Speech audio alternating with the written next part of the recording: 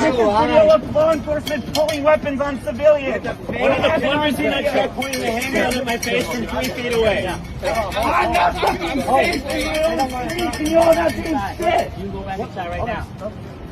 You want to talk about that truck pointed a handgun at my face from 3 feet away. We think we saw something illegal. You're a liar. Hey, can you? The thing is, they're going to investigate themselves and clear themselves of any wrongdoing. The problem isn't that what they did is illegal. The problem is what they did isn't. They can't If someone was parked in a Hennepin spot and pointing long guns and handguns at civilians, where should we report it? Whatever my sergeant says, I don't know the situation. I know. I just want to know where to report. We just want to like put our videos You in report it evidence. to post. It's called police officer standards and training. So who do I go to when I see a crime on the street? Go to the office and report a crime.